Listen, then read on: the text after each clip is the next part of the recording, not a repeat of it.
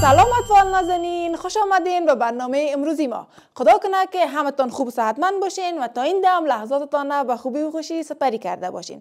قسمی که در درس های گذشته از حرف الف مد تا حرف خ خواندیم و حالا نوبت رسیده به حرف دال و داستان بعدی ما. میریم با هم یک جا داستان میبینیم و دوباره برمیگردیم.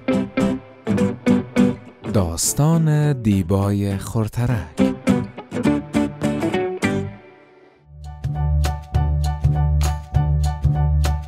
دیبا یک دختر خردترک است.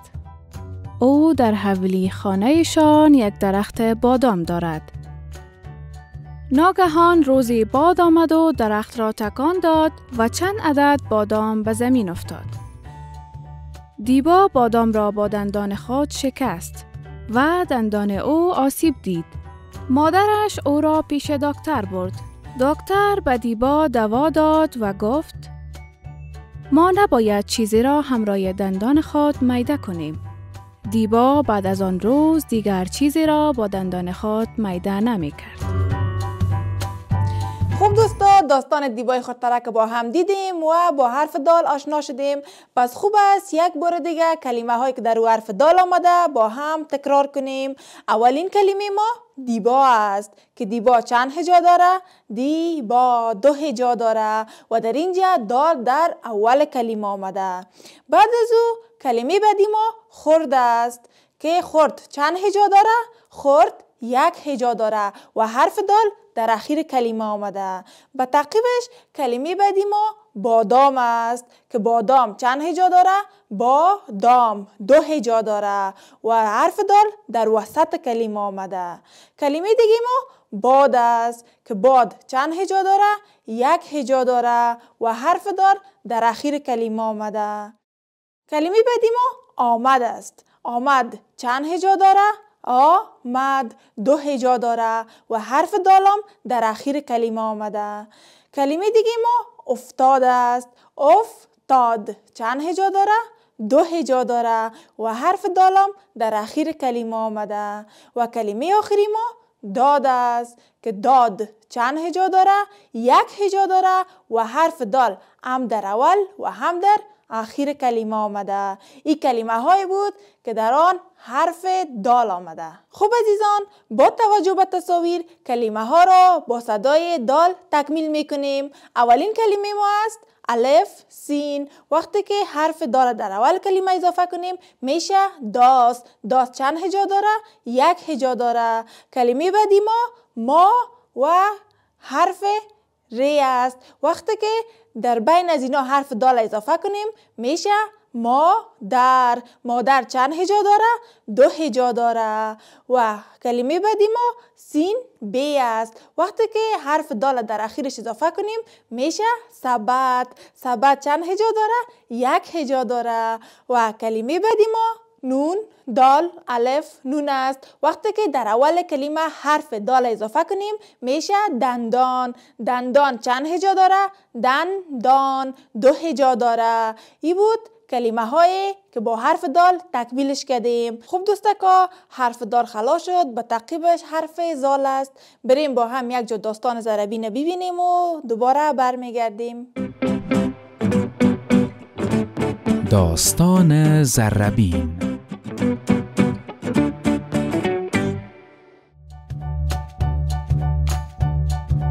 هفته گذشته جشن سالگرده زکیه بود.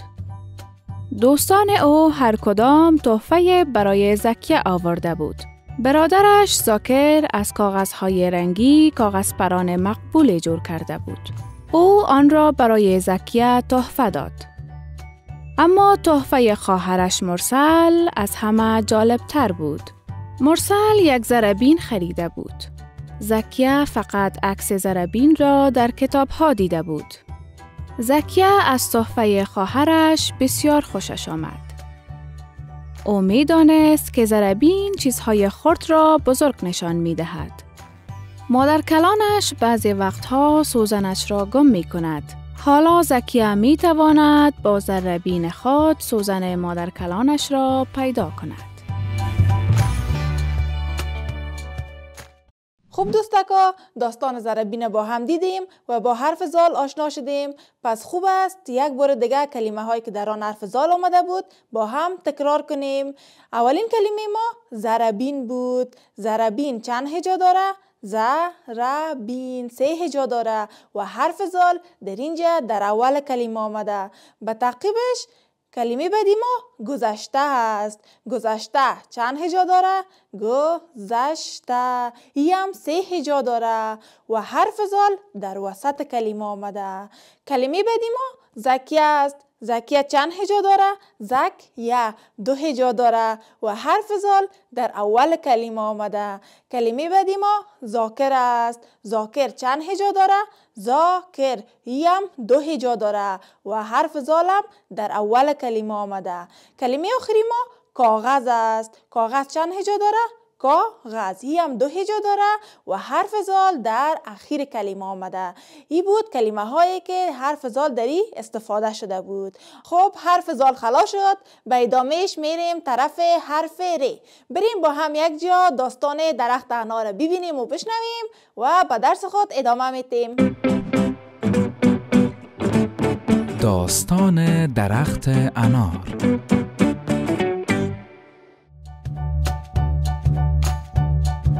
ریاض در حولی خانه‌شان درخت انار دارد. درخت انار در فصل خزان میوه می‌دهد. ریاض در آب دادن به درخت انار به پدرش کمک می‌کند. درخت‌ها نیاز به آب و نور آفتاب دارند. ریاض از انارهای خانه‌شان به مکتب می‌برد و به دوستش رامین می‌دهد.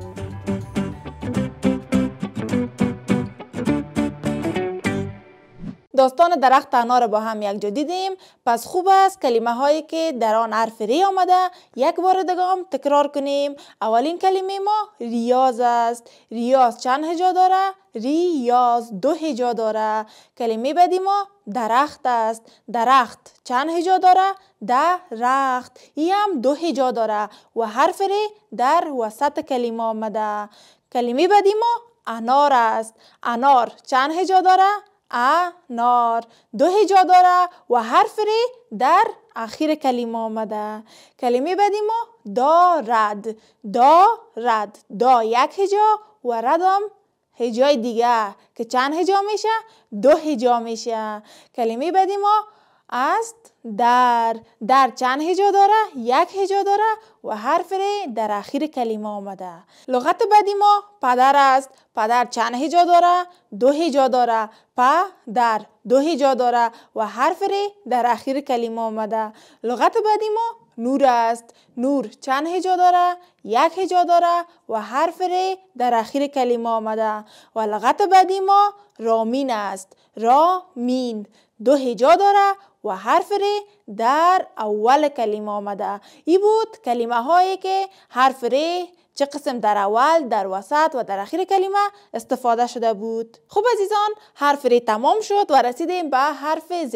بریم با هم یک جا داستان زنبور ببینیم و دوباره به درس خود ادامه میتیم. داستان زنبور و زاغ.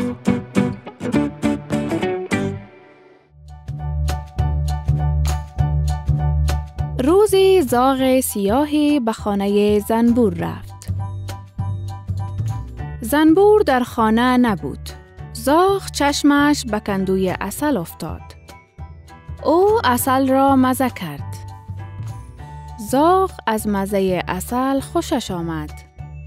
زاغ هر روز به اجازه زنبور عسل را می‌خورد.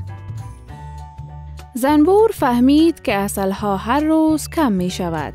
زنبور روز بعد در گوشه پنهان شد. زاغ داخل خانه زنبور شد و شروع کرد به خوردن عسل. زنبور بسیار ناراحت شد و به طرف زاغ رفت و او را نیش زد. زاغ که تمام جانش بندیده بود فرار کرد و رفت. خب عزیزان، داستان زنبور با هم دیدیم و با حرف ز آشنا شدیم. خدا کنه که از داستان خوش شما آمده باشه. پس بریم کلمه های که حرف ز در اومده یک بار دگام با هم یک جا بخوانیم. اولین کلمه ما زنبور است. زنبور چند هجا داره؟ زنبور 2 هجا داره و حرف ز هم در اول کلمه آمده.